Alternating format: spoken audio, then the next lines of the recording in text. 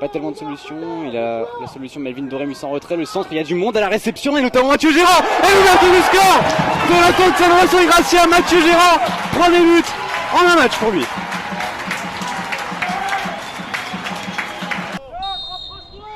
Pour essayer de contrer le tir de Rémi Sergio, c'est bien tiré, c'est la tête et c'est carré. Quel arrêt de but.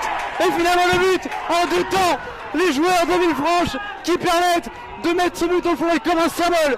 C'est la recrue, l'expérimenté Nicolas Burel qui permet à Villefranche de revenir. Un joueur qui a une certaine pression, ce qui peut se comprendre, il a envie qu'il se lâche. Il le sait qu'ils ont le potentiel pour. Et ça part facilement dans le dos encore une fois, le centre d'Henry, second poteau, c'est un bon ballon, ça pourrait être Chili.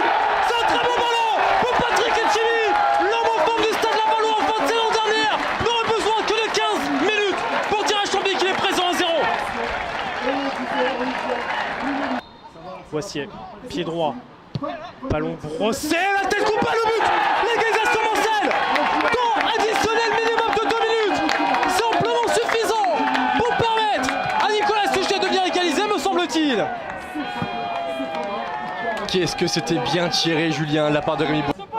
Héloïse, Jacques, Correa toujours dans la surface de réparation. Joris Correa, le numéro. Ah, ça finit dedans. Joris Correa, pour l'un de ses tout premiers ballons national, fait déjà trembler le filet. Son de première pour Correa et de Buzyn pour Chambly. Un très bien joué de la part de Gopé Félépège. Ça fait Vincent. Le centre de Vardal, tête de Créant. Il suffit d'un ballon à ce garçon. Il ne faut qu'un ballon, une tête. Ça fait 2-2. Vincent Créant, mes chers amis, est bien de retour en national. On l'a vu dans ses premiers ballons, Julien, vous l'avez dit, dans ses premiers ballons. On va voir. On a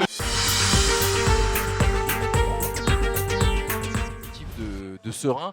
En effet, hein, c'était un petit trait d'humour, chers amis. Oh, attention, oh, attention à ce contact. Attention à ce contact.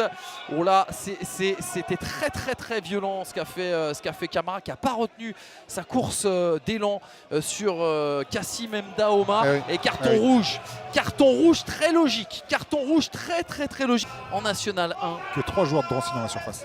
Oh, attention, c'est bien enroulé. Oh là, quel arrêt à nouveau de Rifi Mandanda. Il est magnifique, c'était bien fait. Attention à Ouamou, là, Nassim Ouamou dans cette surface de réparation qui va les provoquer. Il se lance des pieds droits, c'est bien fait. Oh, c'était bien enroulé à nouveau. Quelle occasion pour Nassim Ouamou.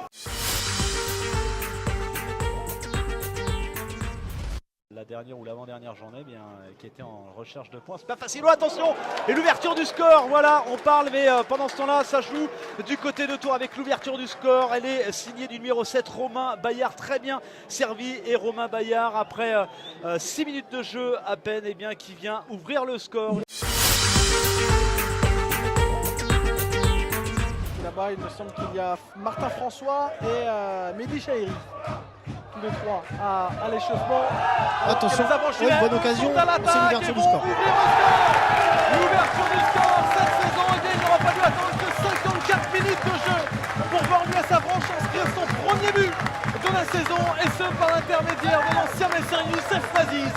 La saison passée, ils avaient marqué après 163 minutes de jeu.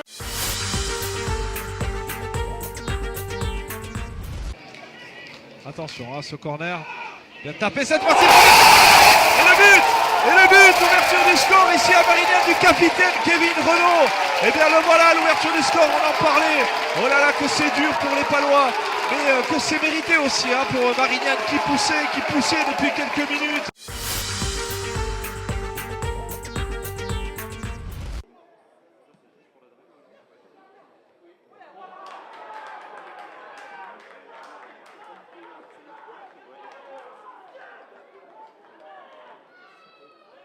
Contrôle est bien défendu, même si on a réussi à passer l'épaule. Le centre, deuxième poteau, l'égalisation du Cherboise sur cette petite confusion. Le centre, au second poteau, il n'y a personne. La reprise. Oh, quel but! Quel but! Quel but du Cherbois! En 2 minutes, les deux Cherbois! Mais attention, là, il y a un 2 contre 1 là, au second poteau, il n'a pas été vu. Et attention, la frappe! frappe et finalement le but de Dorian Caddy. Hugo Bonnet. C'est Hugo Bonnet. Période avec Silla et... Oh là là, Silla il s'est baladé là et il va mettre une petite frappe qui a été repoussée par le gardien. Finalement il peut tomber, c'est le but signé de Sébastien Chéret pour le FBVP 0-1. Ah oui, c'est Silla qui a fait tout le travail. Il est parti sur le côté droit, il a fait... Donc pied droit, c'est plus axial. Oh le ballon qui a été dévié par Bellarussi et le but d'égalisation. Oh là là, non, il y a hors-jeu. Oh, ça va râler. Oh, ils sont furieux. Oh, ça va râler, ils sont furieux. Ils vont... Qu'est-ce qui se passe alors visiblement le but peut-il être accepté? Il y a un désaccord entre l'arbitre central et son arbitre de touche. Que se passe-t-il là? Il a été accordé le but. Oh, il est le accordé. but est... Non, il faut forcément continuer à jouer de l'avant pour essayer de marquer ce but. Maintenant... Oh la frappe, le poteau, et le but! Et le but, et ben voilà justement, on en parlait il y a quelques secondes, cette grosse frappe de... Alors on va le voir dans quelques instants de qui il s'agit. C'est venu de nulle part. On parlait en première période notamment de ces frappes lointaines, et ben justement c'en est la preuve. Très belle frappe. Makedjouf et peut-être une possibilité pour Bakir. Bakir qui se met finalement sur son pied gauche. Il y a peut-être des possibilités. Il va finalement revenir derrière. Ah dommage, il aurait peut-être pu tenter sa chance, l'ancien Choletais. Finalement ça revient derrière avec Alexis Bossetti. L'arrêt de Souchot. Bossetti qui attend le ballon. Et penalty. Penalty pour le stade. Bossetti Souchot. Et but. L'égalisation du stade Lavallois. But signé Alexis Bossetti. Égalisation pour le stade Lavallois sur ce pénalty très bien tiré. Il a été chercher l'endroit qui est toujours très compliqué pour un gardien pour aller la chercher.